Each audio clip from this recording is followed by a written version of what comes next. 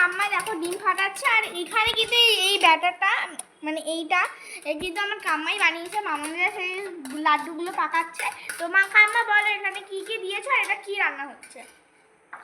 কটা ডিম সিদ্ধ করে নিলাম, নিয়ে সেটাকে ভালো করে কুড়িয়ে নিলাম। এদিকে পেঁয়াজ কুচানো, লঙ্কা কুচানো, আরও যাবতীয় মশলা দিয়ে এটাকে ভালো করে গোল্লা পাকিয়ে নিলাম। এবার এটাকে ডিমের মধ্যে ভালো করে চোবাবো, চুবিয়ে তারপরে বিস্কুটের গুঁড়ো লাগিয়ে ভেজে নেবো। আচ্ছা, এখানে কি ব্রেডের গুঁড়োও দেওয়া যাবে? অবশ্যই। তো এখানে চলো রেডি হয়ে গেলে জিনিসটা দেখাবো। সেটা কি আমার ভাইয়েরটা কিন্তু বিস্কুটের গুঁড়ো ছাড়া শুধু ডিমে চুবিয়ে ভেজে দেওয়া হয়েছিল এক পকোড়াটা। বাট আমাদেরটা আর কি ডিমের ইয়ের ভিতরে চুবিয়ে আবার বিস্কুটের গুঁড়োর মধ্যেও দেওয়া হচ্ছে। আমি কিন্তু বিস্কুটের গুঁড়োটা কোটিং হচ্ছে আর আমার মামাম কিন্তু ডিমের ভিতর চোবাচ্ছে।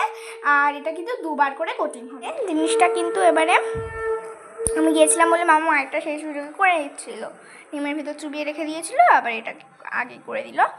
তো এবারে এইটা দেখেছো একটু ভালো করে পাকিয়ে এইগুলোকে আগে রেখে দিয়েছে, তারপরে আবার এগুলোকে ডিমের চুবিয়ে আবার বিস্কুটের গুঁড়ো ঢুকিয়ে আর ভেজে নেবে। দাবি করছি।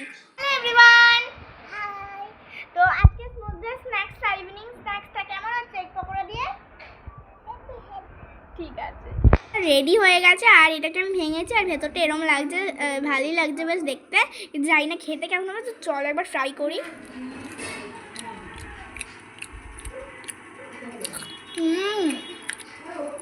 এতটা টেস্টি হবে কিন্তু মনে হচ্ছিল না, বাট জিনিসটা কিন্তু দেখতে যতটা ভালো হয়েছে ভাজার পরে খেতে ঠিক ততটাই ভালো লাগছে। প্রচণ্ড টেস্টি। তো চলো তোমরাও কিন্তু একটু ট্রাই করতে পারো। আর দেখলে তো আমার ভাইয়ের রিয়াকশানটাই দেখলে, বিস্কুটের গুঁড়ো ছাড়া ভেজে দিয়েছে ওকে, তাতেই ওর এত রিয়াকশান। তো তোমরাও কিন্তু ট্রাই করতে পারো। তো টাটা।